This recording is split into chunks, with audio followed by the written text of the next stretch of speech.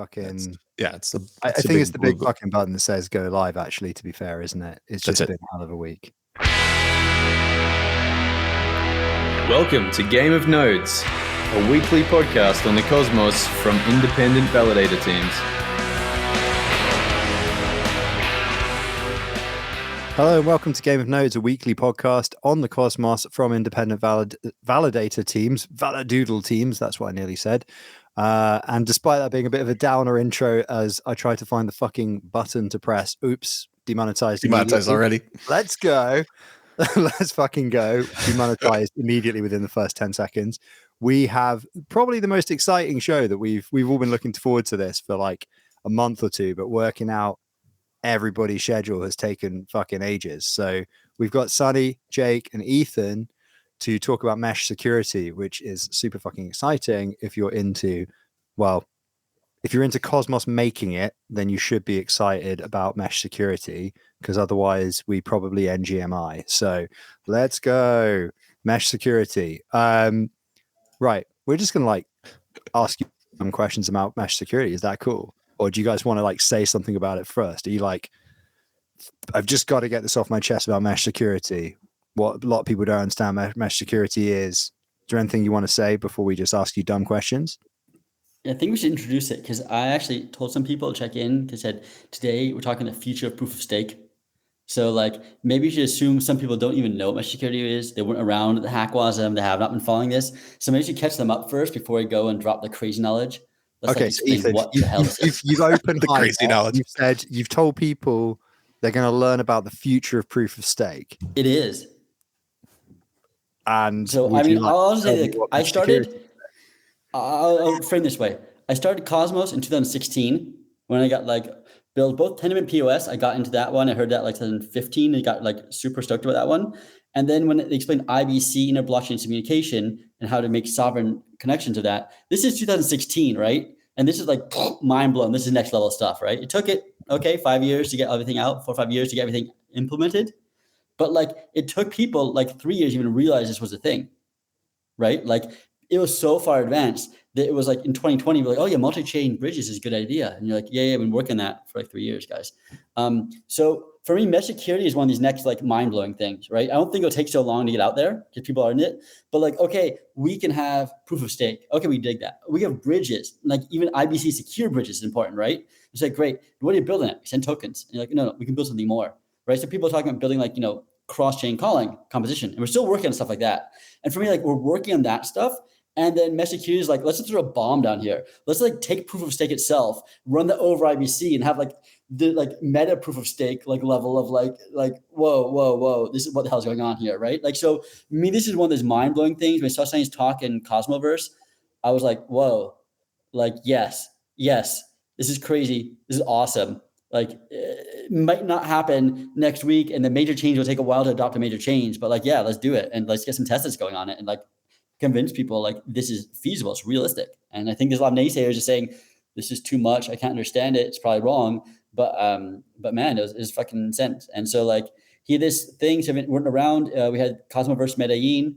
What was that, like a month ago, 6 weeks ago, 5 weeks ago, something crazy. And Sunny dropped the first day that is crazy talk on mesh security and how it's a future. And maybe you can give some more explanation, Sunny, on why it's so awesome.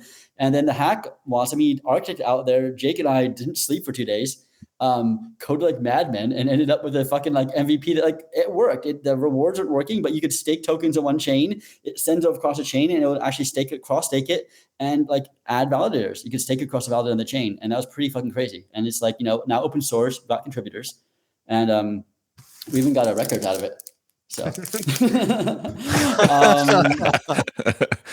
fucking that's awesome. Thank you for that one. Thank you. I think Sunny sent me that one. So yeah, it's good. So I just want to say that framing it like this way, for me, this is like in terms of infrastructure level, it's the biggest mind blow I've had since IBC.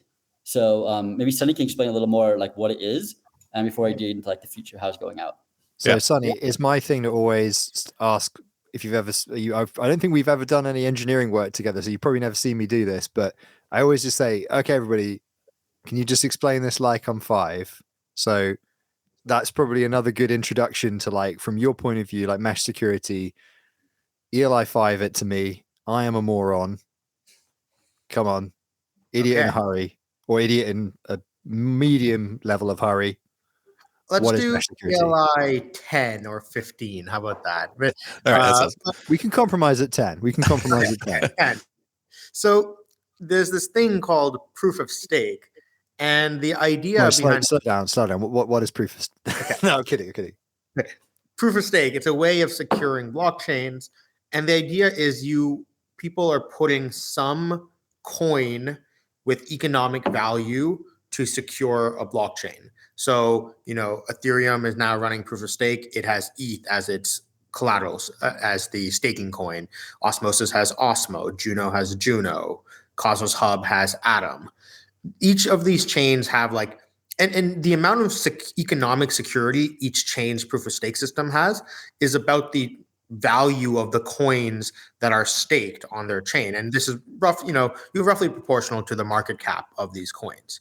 And so, every other blockchain ecosystem has this idea that hey, we're going to have one base coin and base chain at the center of everything, and it provides security for everything else built on top of it and on its ecosystem. So, this originally started with the model of hey, we'll have one chain like Ethereum, and just all the applications get built on top of it, and that one ETH token will secure everything, all the contracts built on top of it.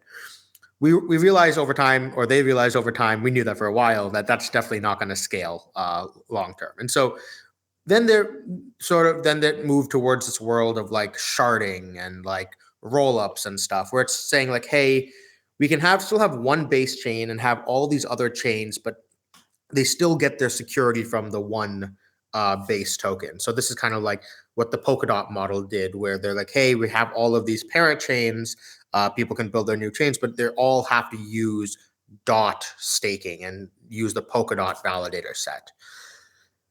In Cosmos, we take a different approach, where our goal is to make something that has no single central point of failure, no single token or chain at the center of it, but really build this network of sovereign interoperating chains, which is what we've built so far today.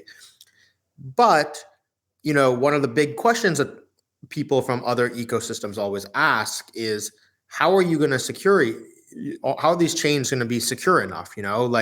Osmosis market cap and Juno market cap and Stargaze market cap, each of these individually is way lower than something like Ethereum, or let's say Solana, or these high L1 market cap things. And this was driven largely by this fat protocol thesis that has been around in the crypto space for the last 5 or 6 years, which has said that hey, all these L1s are going to get value from the applications built on top. And what we're starting to see is in Cosmos is applications are wait a second, why are we giving all this value to these L1s that were built on top of? Instead, let's just go build our own app chains. But now it's how are these app chains going to secure each other?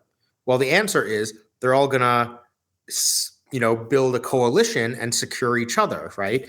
So if you look at the analogy that we gave I gave in the talk at Cosmoverse is, if the normal L1 model of security is this empire model where it has all of these colonies, but you still have one empire that's giving security to everyone else. Mesh security is more like a NATO model, where it's hey, you have a bunch of sovereign countries that all are securing each other. They all have their own militaries. They have their own independent governance systems, but they have a mutual defense pact. If any one of them is attacked, they sort of all agree to rush to each other's defense. Maybe Article 5 will be tested sometime in this coming week. We'll see how that's going. But let's hope not. Hope not. But that's the fundamental base premise. And so that's kind of the mesh security is just this idea that, hey, how can we have many chains that use the sum of their economic value to secure all of them, rather than one chain, only one token securing one chain. Now, the actual implementation of how to do that, there's actually I think maybe one thing that I feel didn't come across super clearly from the talk is that there's actually many ways to mesh security is just this idea, and there's many ways of implementing mesh security. There's, right. So I guess like a follow-up question was going to be, I guess a lot of people will be familiar with ICS as a concept. So it's been talked about a lot. There's recently been I am going to get the name wrong because it's very close to the name of this podcast, the Game of Chains recently, right? Which is the ICS validator competition.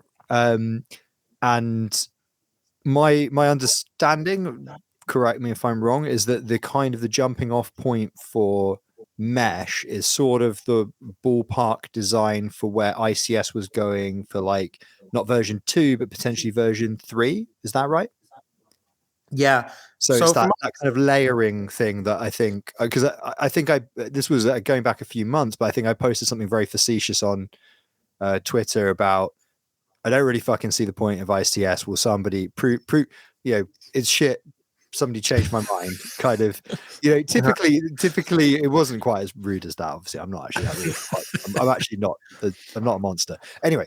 But I think it was Henry from Penumbra who finally was just like, no, you need to think about layered security as the fundamental use case for this. Like, yeah, if it's just like one app chain, the argument holds, fair enough. It probably doesn't do a lot, but the layered security is the game changer. And that is my understanding then of like sort of where we're going with mesh, which is a really exciting idea, right? So so the question would be, I think, for a lot of people looking at this, so what is the difference then between mesh and ICS or ICS v3, I suppose? Mm-hmm. Yeah, so ICS v3 was this idea that like, hey, chains can have their own sovereign validator set and their own staking token, but then their security can get augmented by another chain also. We've started calling this term cross staking on it. Mesh security is and so the ICS v3 design was saying like, hey, there'll be one chain that's like doing this augmented security for everyone else.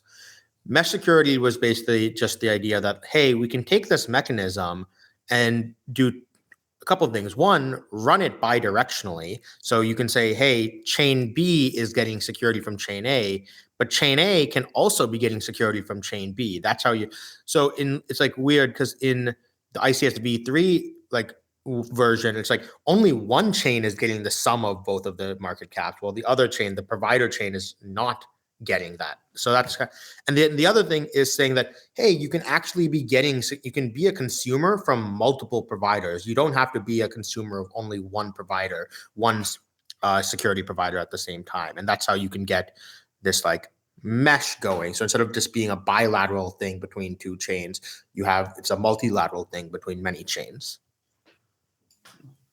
Right. Okay. So then I guess the interesting thing about IBC is how it's quite a small protocol. Like it's quite easy to conceptually understand. It's very tightly defined, and essentially anything that can do the send, receive, acknowledgement cycle correctly formatted can talk IBC, and kind of heterogeneous protocols can use it, right? So it's actually a way to bridge from beyond the Cosmoverse, if you like, to other ecosystems that might want to bring assets into the Cosmos. They can be a part of the IBC verse, even if they're not a part of the Cosmos ecosystem, right? So, and this is maybe a characteristic me comment of jumping ahead, looking at a cool thing and being like, gosh, I wonder where that's going in 5 years. But my question is like, because a lot of this is focused on the idea of shared security via DPoS, is there a way of generalizing the concept of mesh security further such that you can accommodate potentially other chains that aren't using DPoS as their mechanism but still want to rent security, say? Because I guess you would potentially lose that bidirectional element if the other chain works in some very fundamentally different way, right? Yeah. I think the bidirectional thing is not core. I think the potential bidirectional is core, but when you designed it, what it is, it's unidirectional, but both sides can do unidirectional. Basically, you have a channel that says chain A can provide to chain B. and you can turn that channel around, but you can just run one of them, right? You could say that basically, hey, Stargaze will take security from Osmosis, but Osmosis doesn't want Stargaze security, right? Like totally fine. You can run it both ways. You can run it where you go one way and they take 40% of their security from Osmosis and Osmosis takes 3% from Stargaze or 5, right? You can run it so they do both the equal amounts. They take, there's lots of ways. So basically the fundamental unit is this one directional flow. And maybe we can break down that flow. And so I can imagine what this is basically saying is you lock your tokens on the provider chain, right?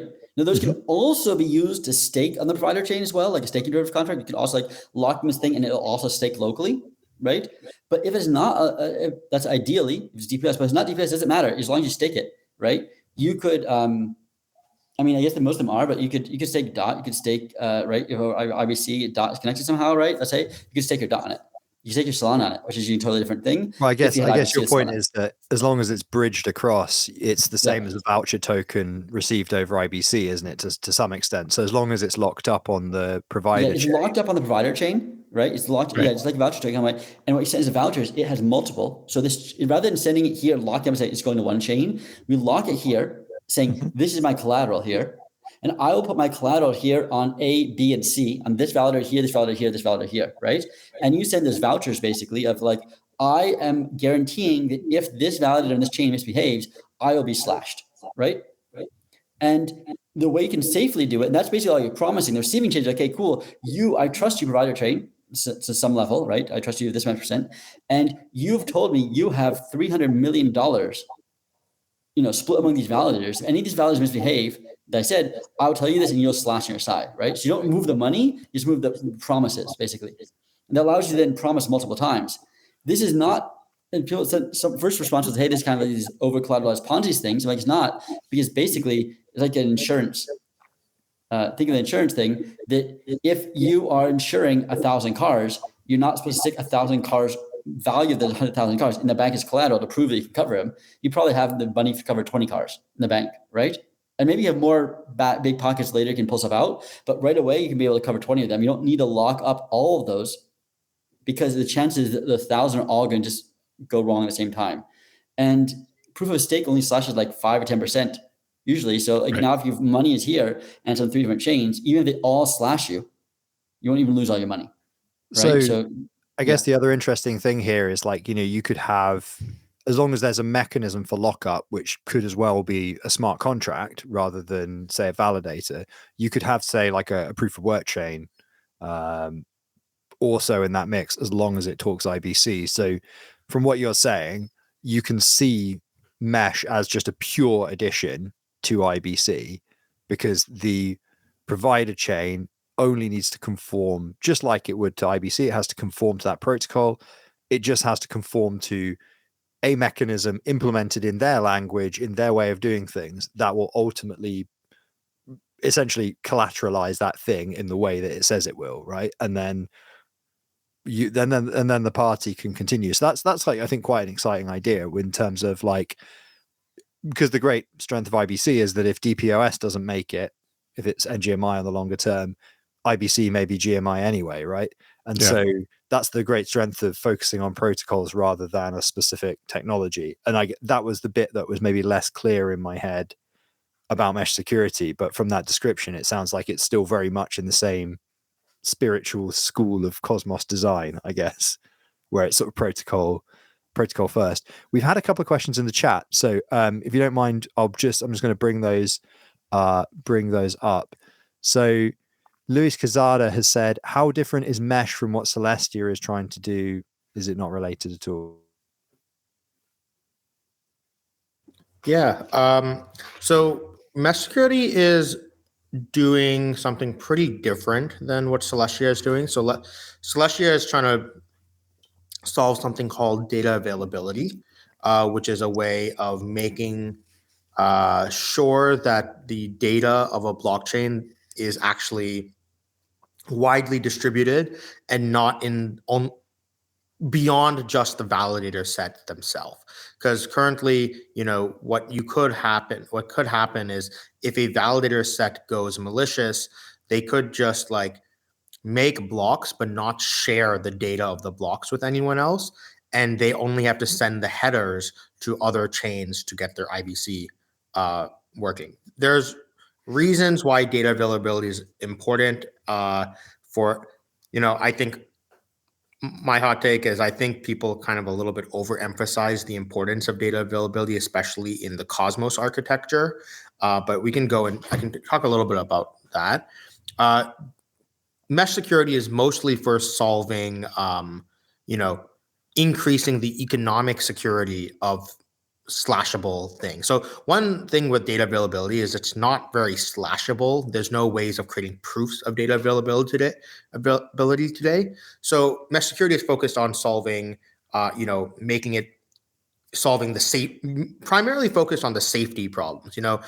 I think you can eventually do like liveness slashing and stuff over mesh security as well. But I think the primary focus is solving the safety thing. So the first thing is just stopping double signs, right? So, that's something that we already know how to prove very easily today and create proofs for. But eventually we'll have more sorts of evidence that is slashable for. So, for example, like once we have like validity proofs or like, all Cosmos chains are creating like snarks that can be verified. You can use those as a if a validator makes a state transition that is invalid, you can have that be a slashable condition as well. So, and so maybe one day if we have like data availability, like fraud proofs or whatever that looks like, that can also be, used with mesh security to increase the economic weight that's backing these the mesh security guarantees. Okay, so and then following on from that, we've had a question in the chat about slashing, which I'll kind of bring up. So Adam Bomb says, say I have 10 atom cross staked across n chains. Is there a limit of chains that I can cross stake to, like a maximum value for n? Does my total slash potential have to stay below 10 atom? That's a very good question. I think we have to differentiate mesh security from the mesh security IBC protocol and mesh security implementation as is, and the ideal mesh security implementation we have is MVP, right? So currently we have this like proof of concept, which we've improved a little bit. It does something. And that one, it doesn't matter. You can have n, it doesn't care, right? It doesn't care at all. And the mesh security protocol also doesn't really care. It basically says, I trust you, provider chain, that you will honor this slash. If I slash on the validator, you will slash those tokens, right? So I'm not telling you how to guarantee you can do it. I'm not telling you how to guarantee. I just want you to guarantee me that you will do it, right? You give me a promise that you have $300 million worth of tokens locked up on your side, or 300 million X tokens locked on your side, and you promise you will slash them at 10% if I give you a double sign proof, right? Like that's what your promise is. So the packet, rather than saying, I send you 10 token, I promise to release 10 tokens if you give me the voucher for ICS 20, right? I send you this saying I have 10 tokens locked up that I'll release to whoever's name. It's a promise of, I have this many tokens locked up. They're willing to do this unbonding period with this slashing condition, right? That's basically what your promise is. That's a packet level. You're giving this promise that you can slash.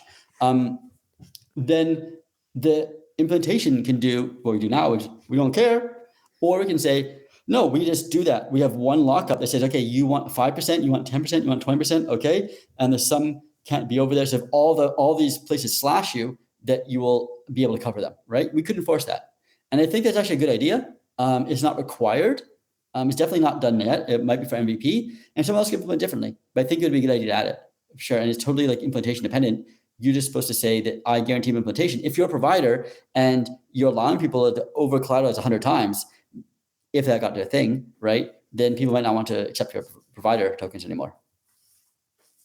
Right. So, but then there's also a question which I think maybe came up in Sunny's talk. I can't remember at Cosmoverse, which is, or maybe it was actually in the notes for the original MVP that you guys did, the hack, which is like there's kind of this outstanding question about token value normalization, which is strikes me as like you've kind of it's like a hard problem. That's like suddenly we also kind of need to understand how we're agreeing at a definition of value at the point of lockup, right? then we're then we're sort of into like the murky world of like, well, what is this thing worth, and what is the ratio that then can be applied to these different weights and things. So then that then has this interest. So it's interesting as well to hear Sunny talking a minute ago about zero knowledge proofs and stuff like that, because there's a question which is, how do you bring, and I guess maybe this is also tangentially related to some of the Celestia stuff, is like, how do you bring stuff that is outside of consensus into consensus by the way of a proof that's sort of binding or verifiable in some way, right? And is that concept always an oracle, or is that concept a zero knowledge proof or something? And in addition, like,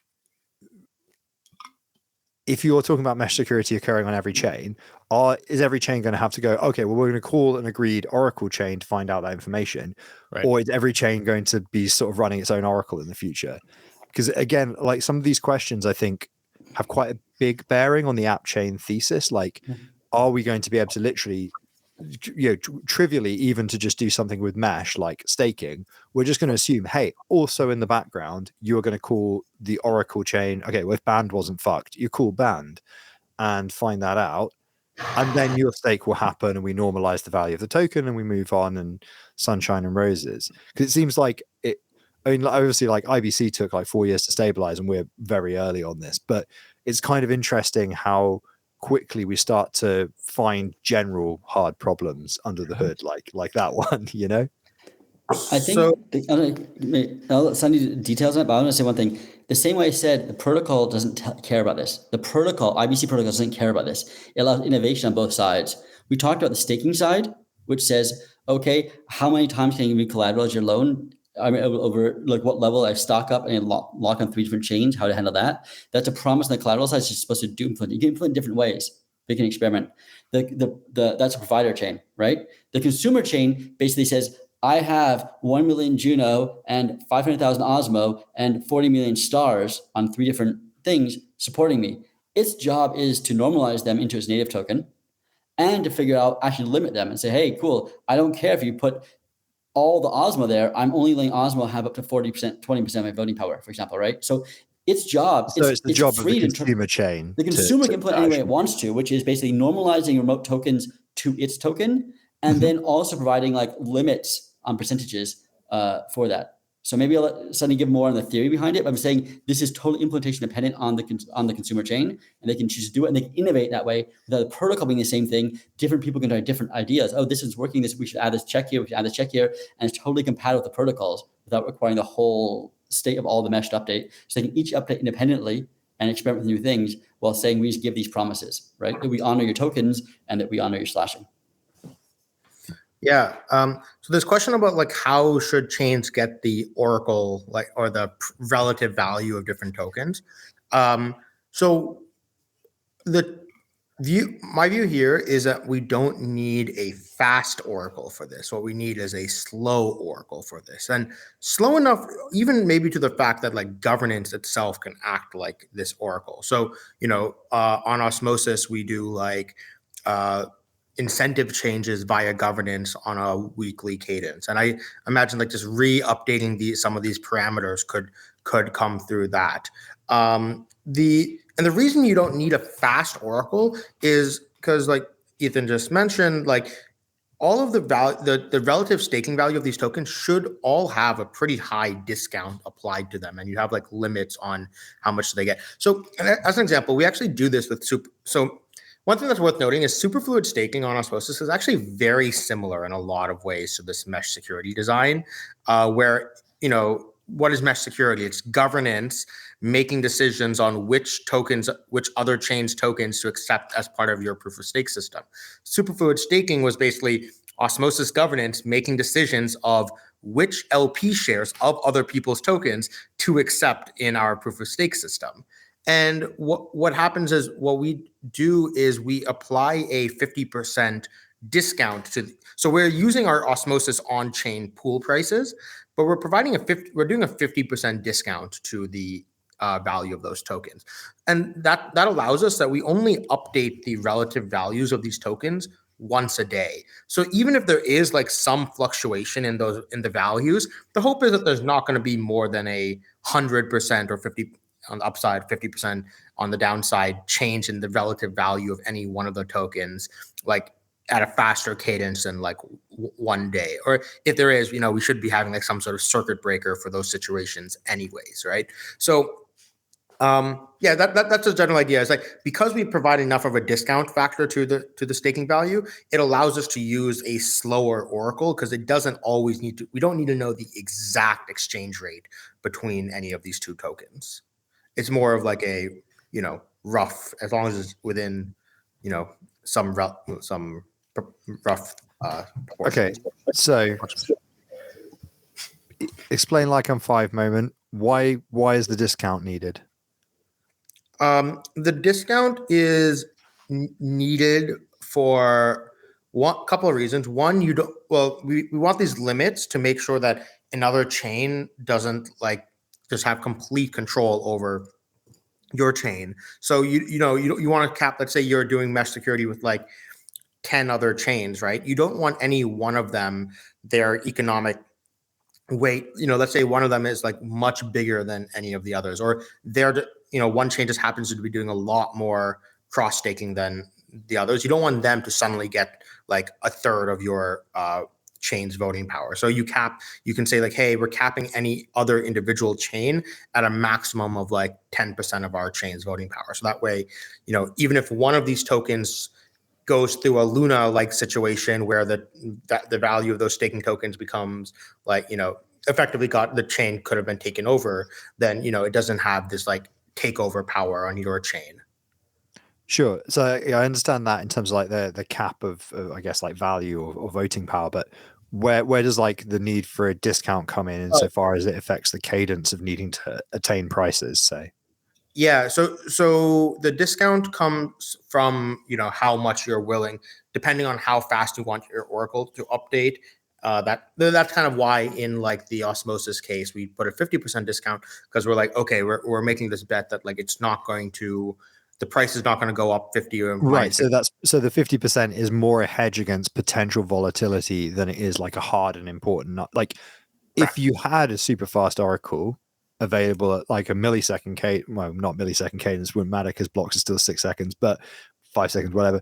Like you could in theory, if you had an oracle at the cadence of your blocks, then not have a discount and just purely have, we want to cap voting power at this, and actually we can trust that the price, like we're not going to lose 50% of the value in between one block and the next. It's just fucking impossible, right? Well, actually, what you're actually kind of making a bet on is really it's not going to change that much within the course of an unbonding period, because what you don't want. So in the Superfluid staking example, let's say you have one token that's like worth, or let's say a Luna situation where it's worth a lot of money, and then it's like has a high value in your staking protocol, and then a week later that those LP shares are worth basically nothing, but at a block less than 3 weeks ago or 2 weeks ago, and also like less than unbonding period ago, it's actually worth a lot more than it was. Well, now it's like, hey, you could do some double signs at this older block,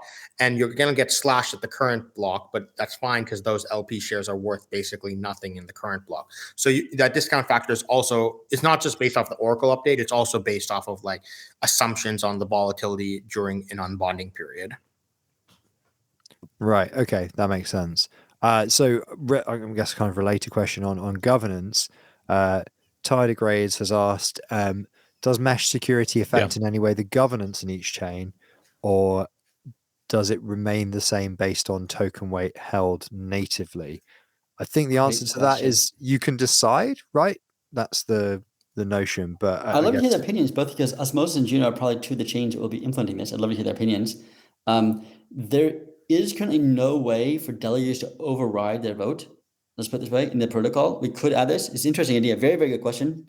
So thank you, Target NFT. That's a great question. So currently you just delegate to validators remotely, right?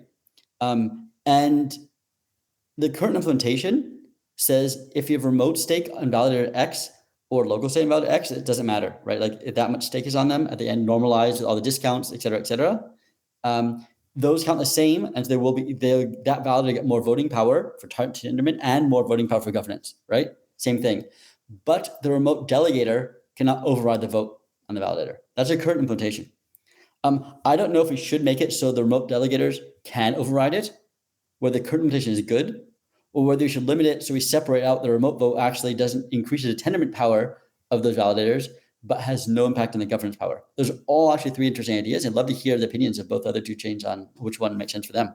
But yes, anyone could pick it out, except adding remote governance from delegator, I think would actually require protocol changes. Can I chime in with a question here? The Frey, are we midway through another thing? Is it time? Is it question time yet? So, yeah. Look, I've missed a couple of things here because my connection has been horrible. It keeps bloody dropping out pretty much exclusively when Sunny starts talking. He's even in your country. Oh, are you here? I'm in Sydney right now, by the way, Sunny. Where the hell are you? Oh, nice. I'm in Melbourne. I don't know if he's talking. It's like literally just frozen as soon as I said that. But anyway, so Melbourne, Noel. Melbourne. Melbourne. Yeah, Melbourne. I'm in Sydney, so I drove down here yesterday. That's why I'm in a dodgy ass hotel. Nice. It's really tough.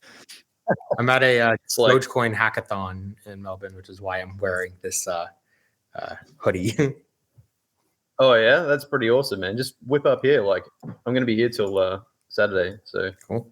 You know, I'm free all Saturday. Nice.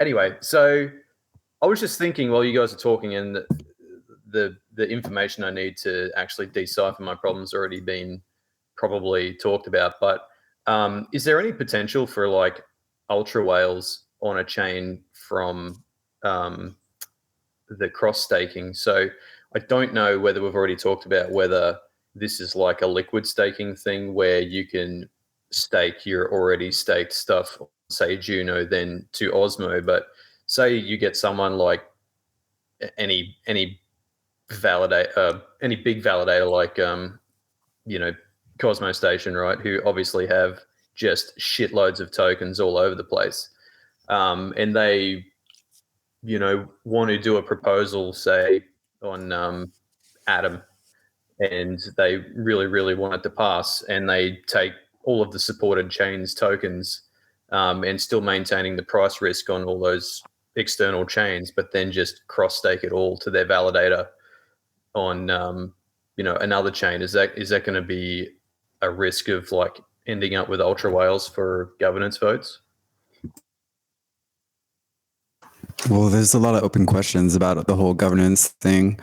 Like, do we even want to allow it, or do we want to separate it? Like Ethan was talking about, for example, like you increase your tendermint power, but you don't increase governance power, which would like prevent such things. I think that, to me, that sounds sensible. I like the idea of like the chains remain like sovereign, and it's ultimately in control of the people that actually hold the token. Like you hold RHINO or you hold Osmo, and that's the token of those chains. And you know, if you're cross staking your RHINO on Osmo, I'm not sure that should, you know, get you a vote on Osmo. That'd be like my kind of take or preference. There's a lot of room to explore like mesh kind of governance systems as well. It's another whole class of mesh protocols that could be like very interesting. We're still in the very early days, but I guess to answer your question, I am personally kind of like, I don't think we should like, you know, like allow for like cross, like we could build governance into a mesh security protocol. And that's actually something that some people might choose to do. But I'm not sure it's a good idea. So basically, to this point, that those kinds of things haven't really been firmed out yet, and you probably need, you know, I guess that probably need to be experimented with in the test nets before they went to a main net. Did you want to say something, Ethan? Yeah, I was think that a first hand we going definitely need to test this stuff out. So we're working on a prototype, like a functional MVP that can be done in test nets, and maybe some low value chains could try it out. But definitely with these attack vectors. So, you know, putting it on Osmosis as a consumer or Atom as a consumer soon is definitely not Let's start with the small ones, the consumers. The provider side's more clear, right? I'm making notes here. Good questions, guys. I'm taking notes, and we'll probably discuss them and come up with some stuff and make issues on the repo. But what I'm saying is, this is actually when Jake told me this thing, and this is he got from Sunny. The mind blown is it's not about validators cross staking. It's not ICS where validators cross stake. It's delegators cross staking. Right. It doesn't matter. So Cosmos Station can't use tokens from another chain. Anything else doesn't matter. It's the delegator. If I delegate on the hub to Cosmos Station and I delegate to Sika on Osmosis, I can do that. And they have no weight for my votes. It's just me as a delegator locking my tokens and able to delegate those tokens on multiple chains. It's really the D in DTPS, right? So the validator is just recipients of that. So a validator can benefit from the cross-stake atom. So if there's a bunch of atom cross-stake on Osmosis that happens to choose Cosmos Station Osmosis, that will benefit them, right? But they, as a validator, don't have a way of throwing extra weights as doing it, just unless they attract more votes. So I guess what I meant was that, some of these really big validators just have a lot of other tokens in their own wallets on other chains, I guess was more the point, that they could maintain. So with the cross-staking, can you be delegated on Juno and then delegate the same tokens again on another chain is one big question. You can. So they could have all of their tokens staked across, all of the chains they are on. They could use the same tokens to stake 3 times across all of those chains. And then they would increase their vote power by quite a bit across all of those different networks. The self-stake. The self-stake is valuable. Yes, if it's self-tokens, they can as delegated in that sense. So another question I had, which is a little bit unrelated to that one, but probably something Jake might be able to answer, or maybe even the Frey.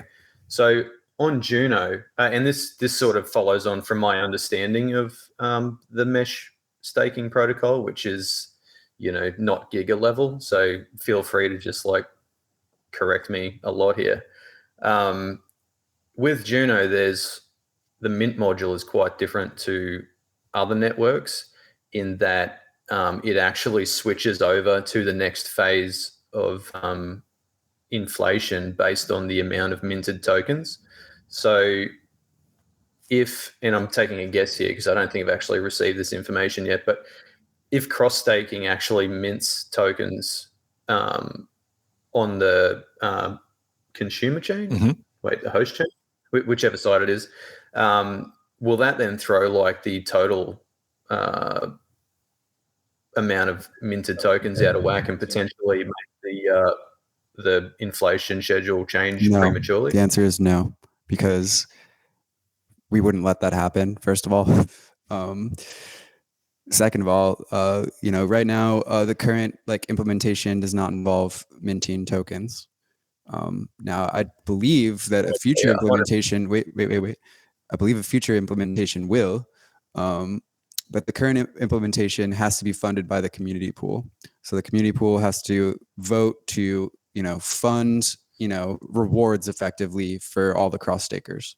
So no new tokens minted right now. But I think ideally we actually do something that's like Superfluid staking, where we, and Sunny can talk more about this.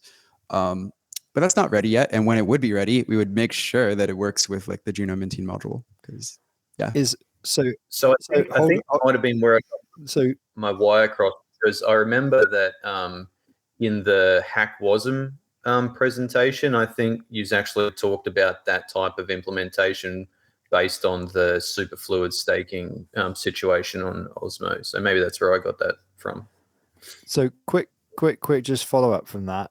The community pool, is that being used because governance has to approve the incentives, or could it be any valid address with funds that is specified as the correct wallet address by governance? So in theory, could you have a DAO multi-sig where you just say, oh, we'll make a sub DAO to manage this and we'll give it funds, as long as it's an address that's agreed on by governance, you're sorted, right? Okay. So actually that means that almost any chain that has BEC32s can work with this, right? well, or any wallets really, I guess. That's the point, isn't it? It doesn't have to have the Current conceptual implementation structure of, like, requires CosmoWasm. That's the main requirement right okay, now. yeah. So the implementation requires I think Cosmos, once we get a little farther with the prototype, I think in like Q1 it'd be like really great when like the osmosis team has more bandwidth to like have like a generalized Superfluid module like on the like native SDK side that can like kind of allow for like a better user experience around it. So we're actually getting really close with our prototype. We have like basic rewards. They work. We have to refactor them a little bit, but it's mostly there. And then going to basically the slasher is the last thing. And then we have a working prototype we can play around with. But I think the UX won't be as great as it could be if we had like a native SDK module. So to make like a really like, what if you already have staked Juno or you already have staked Osmo? Yeah. Well, for this prototype, you're going to have to unstake them, or you're going to have basically liquid tokens in order to use it. That's obviously not ideal. And so, this is where I think some like development on the SDK side can make like, cross staking like a really great, or make mesh security and participating in mesh security a really great user experience. We are going to have a UI for it though, which is also pretty sick. We have a team working on that. Design DAO, shout out to Design DAO. It's going to be sick. So, and again, like sort of picking up on this, we've had a couple of questions in the chat about cross slashing. I think Ethan covered that. We're sort of saying, well, it's actually up to consumer chains to kind of decide how they implement that against the protocol, and it's obviously up to consumer chains to decide how they want to connect to other chains. Sort of do their own research, if you like, before agreeing to the other end of the handshake. But does this have like an additional implication in terms of so this is kind of a meta layer, right, above just running on an app chain. At the moment, the only real contingent is that you have to be running Cosmowasm for the current implementation. But what it is doing, I mean, there is obviously an idea that it will work in the same way as Superfluid staking, which does require you to have locked assets on the chain. Obviously, the protocol itself is, I think, as we've discussed, broad enough that as long as the assets do get locked, it doesn't have to be staking. But there is a question here about like you're moving the abstraction for the user away from chain level to a meta chain level. Is that going to ultimately cause problems of, say, infrastructure provision for smaller chains if people's focus moves from sort of chain level focus to trying to work at a higher level of abstraction? Because the logical conclusion from this will be people will look at it and go, it's actually quite inconvenient that I even have to stake my tokens in the first place. So what if I come up with a derivative way of meaning that I don't have to do that at all and I can just operate only at mesh level? Like, it won't be too long before some brain box works out a way of doing that, and then that might have I guess it's still things that there's still got to be locked somewhere. There's still has to be a mechanism for locking, even if it's at a meta level, right? And there's not possible unless one of the chains at least has some bonded value. But is there a potential vector for, I guess, essentially creating more economic security at the cost of taking away the app chain benefits from smaller chains that are a part of, like, let's say, a cluster of chains? Because if you're like, let's say you're a new chain and you're in the kind of cluster of chains around Osmo, Juno, right? Stargaze. If you were just like the fourth chain in that little cluster, is there a danger to your val set there? I mean, obviously you can limit the VP, so your governance is secure, but you're kind of going to be like stifled by the people around you, if you see what I mean. Like, from an app chain perspective, it might be counterproductive. Yeah. So I think I'm not sure if I fully understand the question, but it seems to be like a question of like, hey, like early stakers and validators tend to be like the bedrock on top of which a lot of these chains as communities get built. And so it's like, will mesh security like harm that community, like the usage of proof of stake as this like community building thing? Because a lot of your stakers might not be actually your token holders, but actually just be coming from other. Right. They're moving to a higher level of abstraction than just, I am a holder on chain X, chain Y, chain Z. They're instead like, I just hold some Cosmos tokens. I stake them on some chain. Didn't matter. I cross stake them. Yeah. it doesn't really matter which one, because all these chains are talking bidirectionally. Let's imagine that they are in this future world. So, I mean, that's kind of the whole point of like capping the voting powers, and also like capping the rewards that different, like the idea is that like you should be augmenting security, but like if you're more bullish on osmosis than anything else, the incentive should still be to stake pure stake Osmo rather than cross staking something else, right? Because, you know, I think that's how you get governance power. I think, you know, things like MEV revenue might only go to like direct stakers or something like that. And so there are like reasons why you would still be incentivized. Like if there's a new app chain that comes along that you're like really excited about the potential for that app chain specifically, there are still reasons why it makes sense to, you know, acquire that chain's token and stake it directly rather than just cross staking. The cross staking is sort of just a nice to have benefit that you get. But part of the goal of the cross-staking as well is that you're starting to earn the token of this new chain as well. And so, you know, there's this idea that like, you know, I think maybe airdrops are going to start to move into that direction as well, where instead of like just airdropping to, you know, let's say Juno holders, you can offer cross-staking to Juno stakers, and that's a way for Juno stakers to like earn your new app chain's tokens. And, you know, so yeah, I think there's like I think there'll be new ways of community building that takes advantage of mesh security. Okay, makes sense. Are you talking about Jake? I mean, also like, oh yeah, I mean, I was just gonna actually agree with most of that. I don't think it'll be like much of a problem. If anything, it'll just force app chains to actually build good products that people care about. It's not enough anymore to just like launch a Cosmos chain and be like, oh, here's this airdrop and stake it. You know, I think the meta is always changing, and I think that's a good thing. Like, build great products and people will care about it. Awesome. Yeah. I think the last point that Sunny read, and go again on that one. So instead of airdropping, you basically offer them cross-staking, have like a crazy reward the first 6 months, right? So you give to the people that actually built the product, right? The actual core devs, the people that were pre-Genesis involved, they get a bunch, right? And they can stake their own stuff. And anyone who wants to jump in will come in, right? And get, because they're cross-staking their Osmo, their Juno, their whatever, to help this thing actually be secure the first 6 months of his life if he anyone believes in it, right? And if you believe in it, you're like, oh, I wasn't actually involved in this random, bling chain. But like, it sounds cool. They launched this thing, but I have a bunch of Osmo. I'm going to cross-stake my Osmo to help them support it. And I get a whole bunch of bling now. Now I'm exposed to bling, right? And I only do if I actually believe in bling. So rather than doing like an airdrop, if you were going to do an airdrop, you could say have a vest cliff that starts, say, 6 months in the future, but launch with cross-staking enabled. And so your initial liquidity, your initial kind of interest is going to come from the chains you're in that cluster with, that you have that communication channel open with. Which ones you authorize? You say, okay, I'll offer 30% to Juno and 40% to Osmo and 20% to Stargaze. And we authorize that. They can then you offer can come in that. up to that much. You guys come in, you bring it. And so one, you provide security from day one. You're providing something, right? It doesn't cost you anything really, except your slashing risk. But you use your tokens to provide security and you bring attention to it, right? If you care about us, now you're exposing yourself. Hey, there's an option to secure this other chain and get more or less free extra tokens because you already lock your tokens for Osmo anyway because you believe in Osmo. It's like, well, I'm locked for Osmo, so I might as well lock for this bling thing too. And if you think it's a stupid coin, you won't do it. So it kind of attracts those people and gives them initial tokens. So I think it's a great way of it's like a better than airdrop for me. I guess more attention. Call it a mesh drop, maybe something like mesh that. Drop.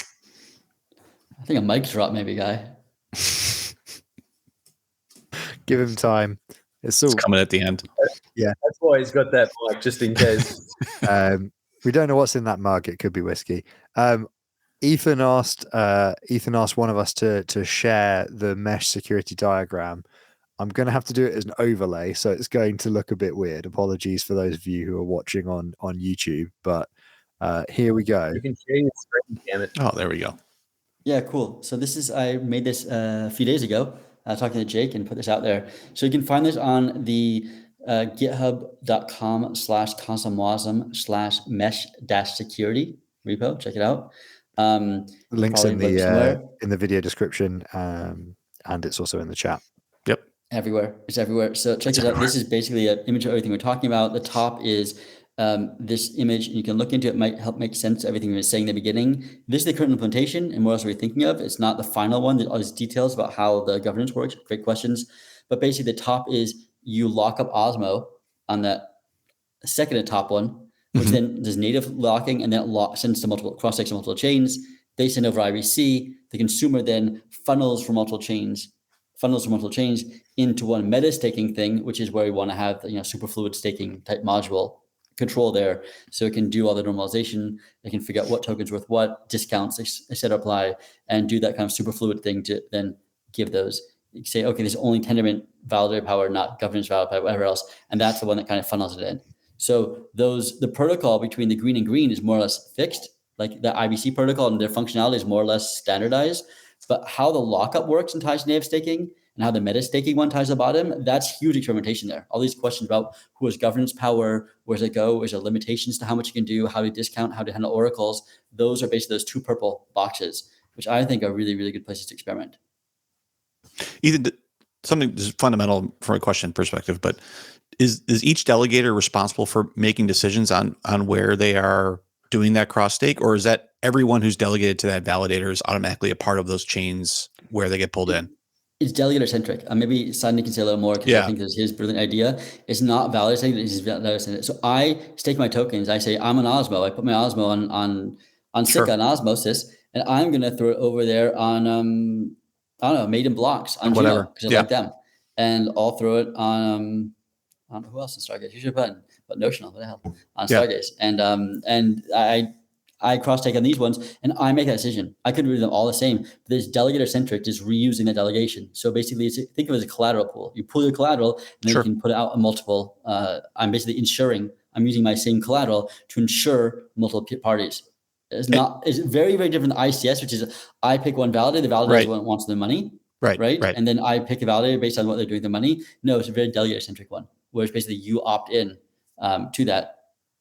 And there can there be a mix of validators who are not part of that IBC structure that are running natively on chain, or that's purely because I know that what's in the interchain security kind of roadmap as well, right? But can there be a mix of that where you might have native validators that are only running, that are only carrying tokens locally as well as IBC? So, and I think you guys are nodding yes. So the extension of that is that validator set on the consumer chain has a VP percentage. That VP percentage is a portion of native tokens as well as IBC'd, right, mesh security tokens, and that is the total VP percentage of that validator set, right?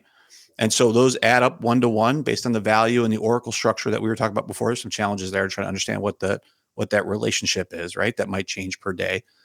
And so that validator percentage actually can change it can change significantly, not only based on the number of tokens that are staked, but also by the value of the stake tokens that sit behind that, right? That are sitting across that dotted line that you had in there. Is that an accurate summation of some of that piece? Yeah, and we did talk a little bit earlier about like oracles and fast versus slow oracles. We talked about voting power caps. So like, kind of like mitigate worst case scenarios, especially with like extremely large chains. And I think we've had like great discussion about like, what we'd like to see in terms of like governance, like, the actual like voting on proposals, not just like Tendermint, like voting power. And everything else works the same way. Like blocks get produced based on voting percentage, et cetera, et cetera. I know the governance piece aside, I can understand the kind of cross-chain governance it's actually challenges within that. In many ways, I think it's a lot simpler than ICS in some ways, because there's like, no requirement to like run a validator on the other chain or whatever. Again, it's like all based around delegators, which kind of, I think, makes it a lot more elegant. And, I think we'll maybe even see like various different like flavors of mesh. Like, for example, like you could imagine a Stargaze flavor of mesh security where you can like cross stake your NFTs or whatever. Not for a while, but someday. I feel like in comparison of ICS and mesh, that ICS seems to be a protocol where the the guest chain has to buy security from the host chain, and mesh seems more like a protocol where delegators can get paid to provide security to the host chain. Yeah. The consumer chain offers rewards to any one of these various host chains that wants to delegate to them. Right? Yeah. And you don't have to, there's no permission. The poster chain just have to whitelist you. You say, look, we're offering money here if you want to, and anything that wants to opt in, opts into it. Right. You don't have to go through governance votes and do some stuff and don't even care the validators. And they would say, hey, the validators on this chain A, almost none of them are running on this other chain B. It doesn't matter because you can cross stake in some other validator. So like you don't have to coordinate the whole validator set. There's all this politics, which is kind of like the thing you want to have interchain security to get away from, like having to go through the politics. Like I just want security without thinking about it. I'll pay for it. And so I think this is a much nicer, like, hey, you just tweet out this thing out. We have rewards for people that cross stake. And if you get attention, you get attention. You don't have to go through the validator set. It's basically it's crowdsourcing. And if a few people opt in, they probably get much higher rewards. And if a lot of people opt in one chain, then they squish out, they hit their cap, right? So they just kind of reduce everyone's. So I think that validator centric versus delegator centric needs to come out stronger. I think that's really the core of it, right? That's the selling point. Yeah, it's a very powerful narrative. It is. And my whole bitching on ICS on this show since it's been announced is that idea around a voting power structure that exists today, which I think is not realistic and not necessarily great, gets extended to a bunch of chains that have to inherit that. And they have to inherit that from a governance perspective. They have to inherit it from a VP perspective. And I think that's a bunch of bullshit, honestly. So but it's also imposing a hub and spokes model on an ecosystem that has thrived by not having any kind of a hub and spokes model, but just by having IBC communicating between connected zones. So it's sort of like it's a retrograde step in protocol design. Yeah. Which is it seems like very anti-Cosmos when I heard about mesh security. I was like, this is Polkadot 2.0. Like, it's just like my opinion, man. In the words of the dude. Plus, right? I mean, so I'll ask the host now. I'm asking a question to the host now. What do you guys vote on Atom 2.0? No comment. I don't actually. Yeah, we don't validate an atom. I don't hold a lot, so it doesn't matter. I don't hold any atom. I don't think I hold any atom. Very little, actually. Yeah. No. Okay, here's a question for the hosts. All right, put your hand up if you hold Atom. Like over 10? A small amount. Over 100? Okay. Yeah. Put your hand up over 1,000 Atom. I do not hold over 1,000 Atom. I don't think I hold over 1,000 atom now. No. I am a post Cosmos hub Cosmos individual. My life started with osmosis. So everything beyond that is where I started. That's my hub. I think ultimately we're alt maxis. Is that what it is? That's a very polite way of saying total degens. We're incredible total degens. It's a well-known fact that validators are the biggest degens in the ecosystem. We clothe it in this veneer of technical respectability to cover up the fact that it is just degeneracy all the way down. No, that's not true. I get involved in chains that I think have fundamental core value. Are you still on Kerberos? Spicy. Are you still on Kerberos, Giuseppe? I have no idea. I think so. All right. So core value, Kerberos, very all right. Wow. Okay.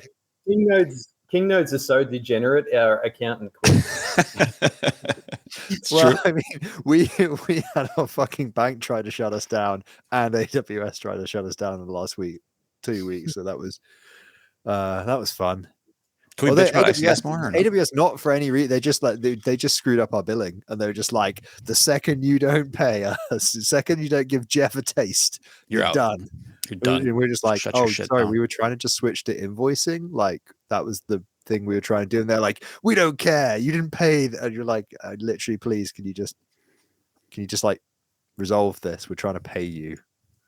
And they're like, you haven't paid Jeff your protection money. We're gonna fucking crush you like a bug. And you're like, maybe this is why people run bare metal after all.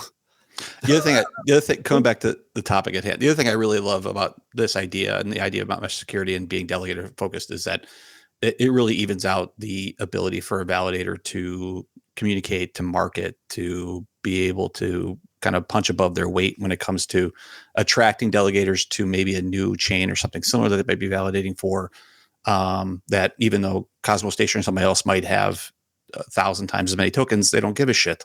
And there's a lot of chains that they don't give a shit about, right? So it's because it becomes a distraction or something similar to that. And so I think that's awesome to be able to make it where they're not just inheriting VP because where they sit in a validator sit on another chain, right? So I think that's really cool.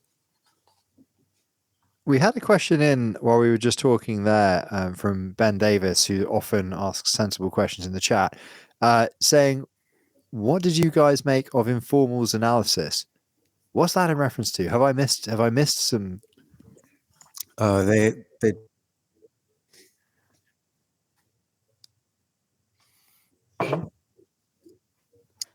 yeah, they did some analysis with like a lot of really big math equations in it.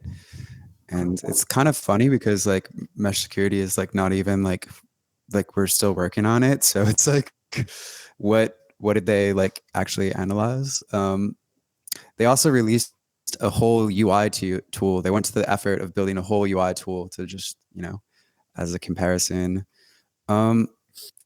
I think, I'd be like really down to work with like, Informal as we like move closer to like a final version of mesh security. I think that'd be really great. This early analysis I think is really early. It's a little bit too early. We have to like, finish it.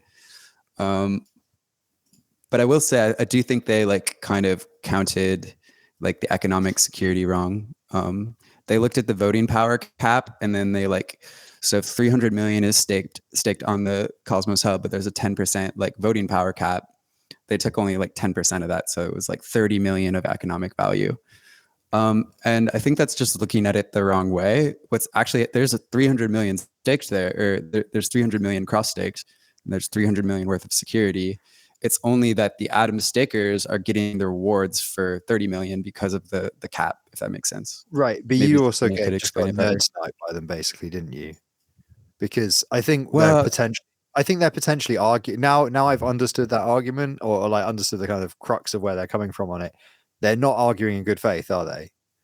Because I don't know because if they it's have not, I don't think it's that they're not Definitely, arguing. I think it's a bit of FUD because they immediately, like, it's funny if you say mesh security, oh, that's a funny idea, never happened.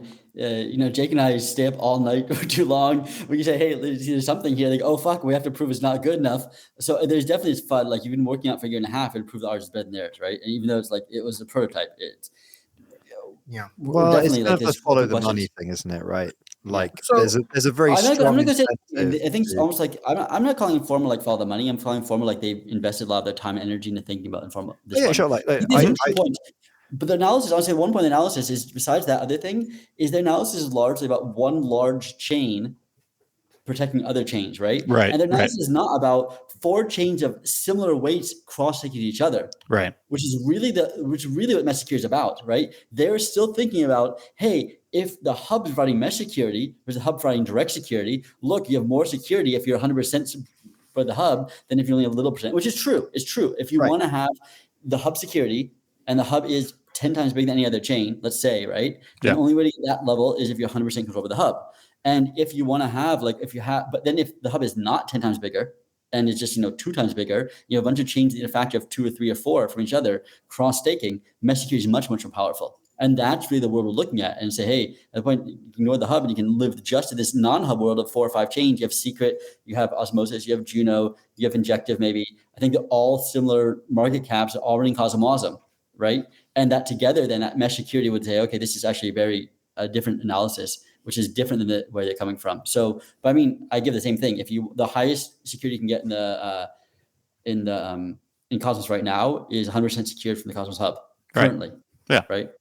Yeah, But but that's they a just I think there's that thing of like Informal. I like them. I like their work. IBC Rust, big fan. Mhm. But it's like I think they're just very, very blinkered by the focus on the hub because their economic incentives are so heavily aligned with the fact that the hub has to be a hub. And it's like it's now at the point where people who think like that, that's fine. That's just that if this is just your opinion, that's cool. But if it's going to get in the way of like the development of the Cosmos more generally and like shitting on other ideas, it's like, okay, like chill out. It clearly is the future of the Cosmos clearly and self-evidently has to be that these other ideas that are more about smaller, lower market cap app chains working in heterogeneous ways that are talking to each other by protocols but have internal implementations that are vastly different. That is the only way the Cosmos makes it. And if you really just want to only focus on the hub, that's cool, but that will bring the whole ecosystem down if you win. If it becomes a question of do the innovators win or do the incumbents win, then the incumbents winning would mean the Cosmos not making it, right? So I think that's why I'm being a little bit of like frisson of a prick about it, because the danger of it's just like a minor bit of FUD because they're like, oh, the idea isn't fully fleshed out, and you're like, yeah, fine, it's kind of natural to their incentives are, we've been working on this thing for a year and a half and we want to just be like, hey, come on guys, you don't get ahead of yourselves. But it's also like I think it can also be quite insidious to let those kind of ideas go a little bit unchallenged in this sort of a discussion, because there is a lot of money, and there is actually, you know, kind of the future of the ecosystem at stake in terms of like, you do need to encourage people to keep an open mind about these new developments that are coming along, right? And to be fair, in this document, I'll put it in the link in the show notes too, but in this document, they do recommend to switch to mesh security when it's ready. Like even with that 10% that I think Jake called out on the power cap. And so it's before their math class at the end, but before that, they do say like, when it's ready, switch to it. So, and that's early, right? So I mean, credit, you know, they recognize it. Yeah. And on a lighter note as well, I just want to say that like people, it's fun to criticize them. I think, you know, the more people we have looking at this stuff, the better. Yeah. If I wasn't so busy, like trying to like build shit, I'd spend more time like engaging, you know, with like responding to the analysis. But I think, you know, this is the kind of feedback that makes like, you know, like protocols like mesh security, like a lot stronger, and we'll be happy to work with them as we get like closer to the final implementation.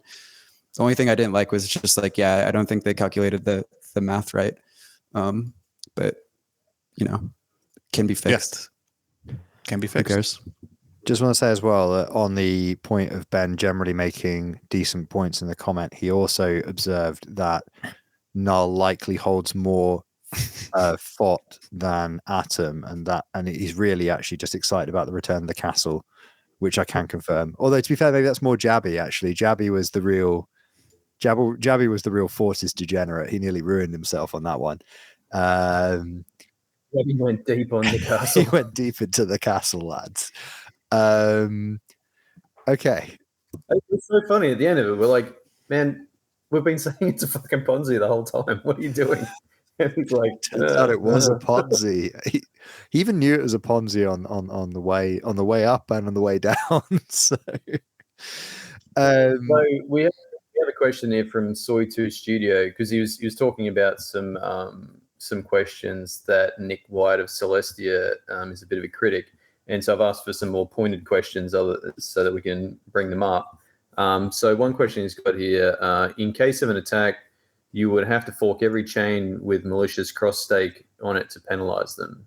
Anyone want to add some commentary to that? I don't believe it. You mean this talking of an attack is a successful Byzantine fork of a consumer chain?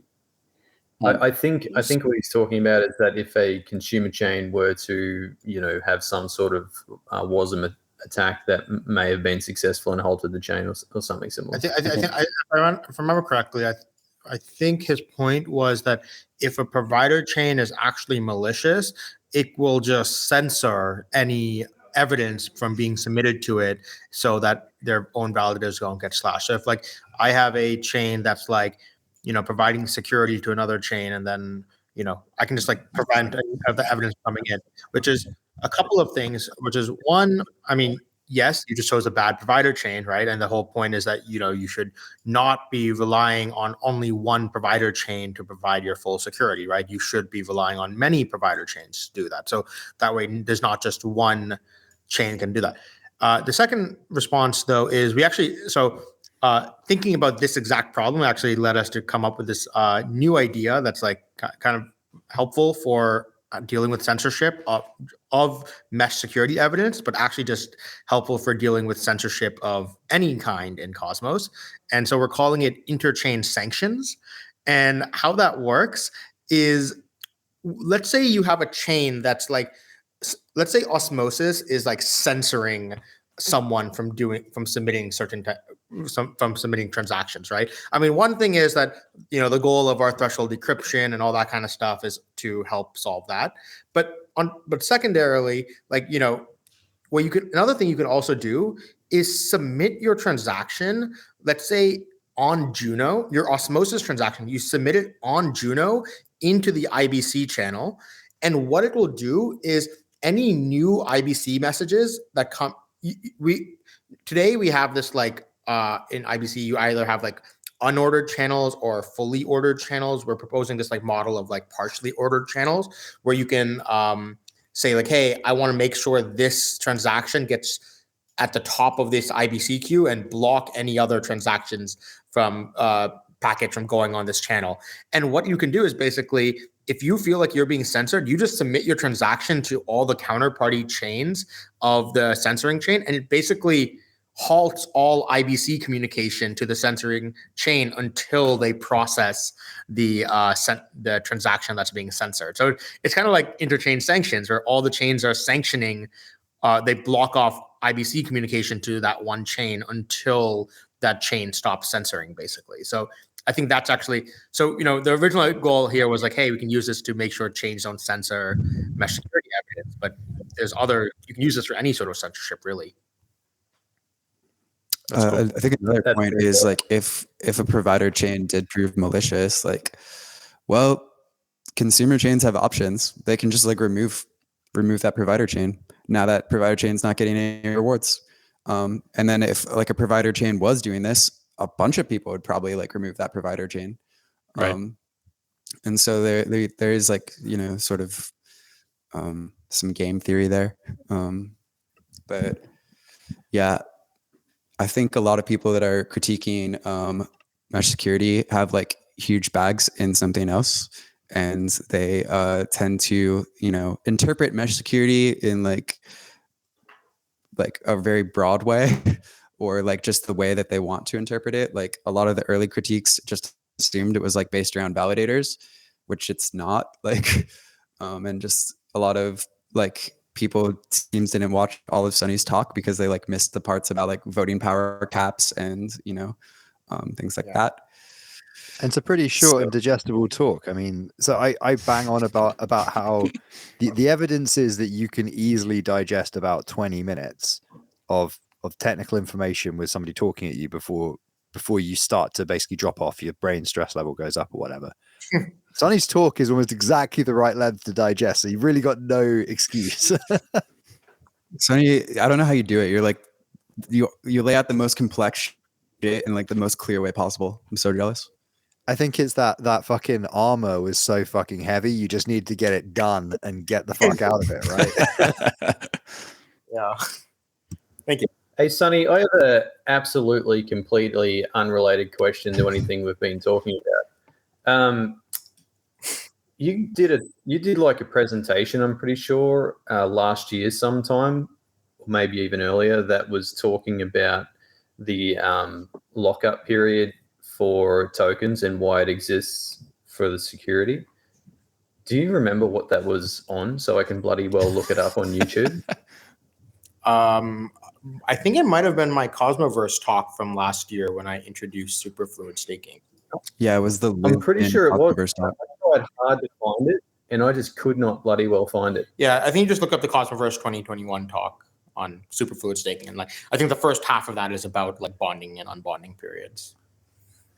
Yeah, okay, I'll try that. Thanks. We should open a betting pool now. So, Cosmoverse 2021, Sunny dropped Superfluid staking. 2022, he drops mesh security. 2023, what's he going to drop? What crazy innovations is Sunny going to drop in 2023? Cosmoverse. We should make some sort of, do we have a futures market there, some prediction market on Cosmos somewhere? We could. I mean, it depends. It depends what happens on Europe's eastern border. It might be. Here's how you cook a rat on a spit over an oil barrel in the ruins of a major American city. But that could be the hottest technology of 2023. Introduce mesh to Dogechain. Yeah, that's Australia. Hopefully that's still standing. Yeah. Right. Yep. Hopefully Australia will still be standing at least. Yeah. Have you ever read the book On the Beach? That's literally the premise of the book. The premise of the book is all-out nuclear war, to quote DEF CON.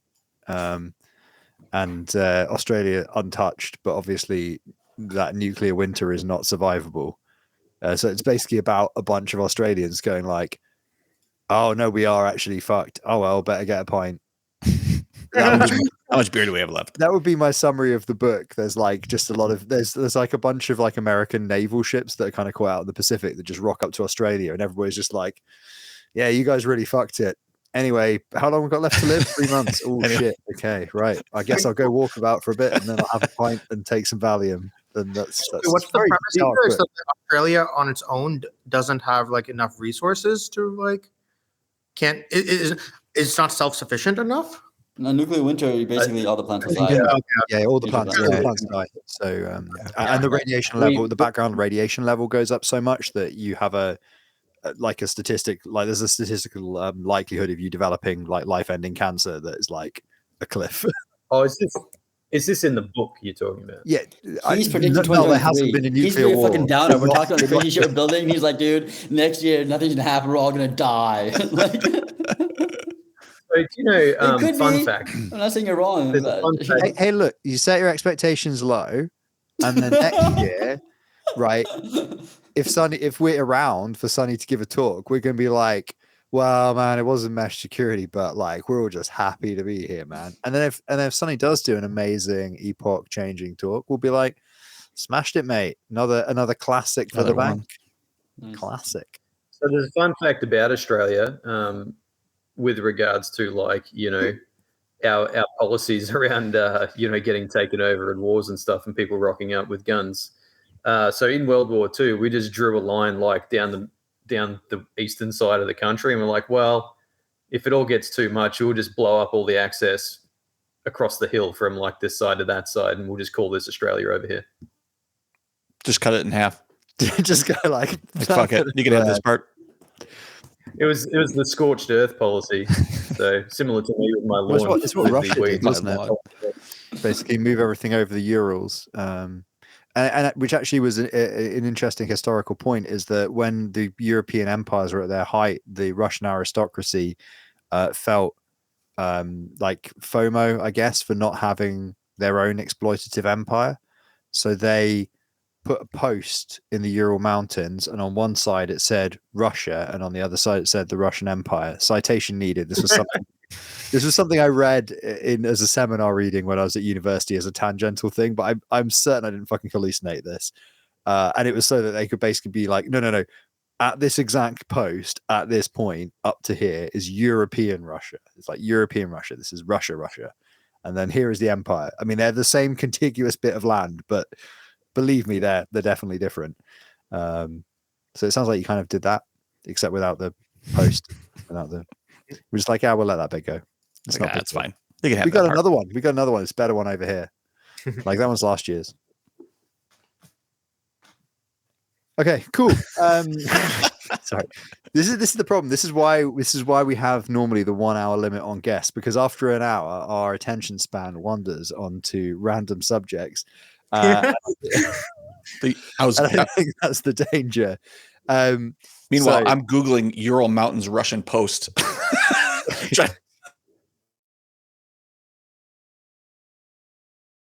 Citation needed. Thanks whoever did that. So that's the end of the mesh. Are we done with the mesh? Are we on to okay, right. Guys, I really appreciate you guys coming on and talking about this. This is the first time I really understood it, and I know reached out to all three of you asking questions and things like that. That was awesome. Thank you. That's right. See, this is why always good to see you guys, and good to see you, Jake and Sunny. Same show is pretty cool. Yeah. Yeah, this was fun. Are you running? It's been an unusually informative episode. It has been back to our usual shit next week. Yeah, I think somebody said in the chat a little bit earlier something about Sam Bankman-Fried's haircut and the panel, and I was just like, we were literally talking about that before the show started. Whether all because I think Jabby just said probability for present surprises approaches 1 as expectations go to 0, as stress levels go to 1. Probability of Sam Bankman-Fried haircut also goes to 1. They're 1-to-1 correlated. Strongly positively correlated. The longer the bear market goes on, the more curly hair you see. That's weird. Not just curly hair. The more stressed haircuts, stressed beards, stressed haircuts. So how I think Usurper put in the private chat. We're showing you behind the curtain in the final few episodes of the show. Viewers, don't get too freaked out by these revelations. Professionalism. What do you mean in the final few episodes? Are we not doing that? What do you know? Episodes, a few minutes. Even before expectations go to zero here. Before nuclear winter right now. Expectations for a new episode go to zero. Usurper wants to know what is a reasonable expectation or time frame for Mesh in the wild, like in production. I mean, in terms of like production, like real production. To me, production is like high economic value secured between like big chains like Osmosis and like RHINO, for example. Like, yeah, it's hard to say, but definitely like that's going to take a lot longer before we deploy it in a way that people are going to like really ape into it. Like, it needs to be like very, very battle tested. We need to like work on the UX around it. We'll probably need to get like multiple auditors or whatever. So like I don't imagine that before like Q2 at like super earliest, like ends, probably likely like after that. In terms of like fuck around and find out, test and prototype end of the year. I'm serious. Like, we're gonna fucking make this happen. No, really? Fuck around, find out in 2022. Wow. Yeah, I think it'd be really fun to just like do it between like Juno and Wawa or whatever, and we'll like even like cap the amount of rewards, so it's like not like we'll just like put some hard caps in there to like keep people safe. But I think you fundamentally just like have to like, you know, test these things out with like small amounts of like real money. Otherwise, people don't have incentive to like try and break them. So I think I look for that by like the end of the year. Somewhere Jake's lawyer is having a fucking hemorrhage, like at this exact moment. One thing, let's face it, Jake doesn't have a lawyer. It's going to be like, has anybody seen the GameStop documentary? It'd be like that, you know, where they have the Senate hearing and they just like replay this clip where Jake's like, at some point, you've just got to play around with some amount of real money and see what happens. They just like tap like the screen. Terms of service, just like where, you know, use at your own risk. Great. He really said that. He said that. Meanwhile, Jake's there on the call with like the poster of the cat saying "Hang in there" in the background. He's just like, I like the mesh. I like the mesh. One thing people maybe don't know is I think we rewrote like probably like 60 to 70% of like Superfluid staking like 2 weeks before the launch of it.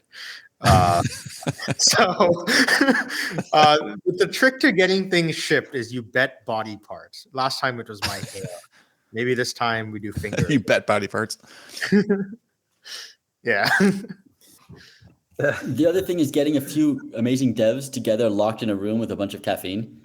Yeah. I think that speeds things up a lot. No meetings, no internet, no calls, no social media, no messaging, just GitHub and code. Really? Yep. Yeah. You mean Gitopia and code? That Gitopia testnet, huh? I mean, it's dangerously close to actual validator chat, but is Gitopia like having a public testnet? There's a testnet. We're on the shortlist. I think I think there's some people mad compound staking, and I think we're out of the val set already because we're just like, it's a testnet. We're not going to fucking run an Orco compound. Compound stake testnets. It's just like, oh my gosh, guys, it's unbelievable, idiotic. I was like, drives me fucking nuts. I'm not fucking doing, and then we're out of the set. I'm just like, okay, well, if you have challenges to do, whatever, fucking text me or something. I don't know. It seems like they've got a good product, but they does seem quite disorganized. Would be my lukewarm take on how they're doing. Some people were going fucking ham on defund test as well, so we just like did an upgrade and turned like inflation off. I think all testnets should have inflation. There's no reason to have it on. Yeah. So on Juno, I'm actually trying to out compound the prolific compounder. There's still that one fucking guy. I've not checked in a little while. Yeah, but I'm auto compounding to the entire rest of the fucking set from the bottom up. So Like I've almost got him done. I mean, I think blockchain should adopt like on osmosis. We only give out the staking rewards once per day, because otherwise, it's this game of having to like auto compound every block. If you just do it once per day, then you can just give it to like Restake or something, and they can just auto, Auth and they just auto compound everyone's once per day, which is like I don't know. I think the right way to do it. Epochs all around.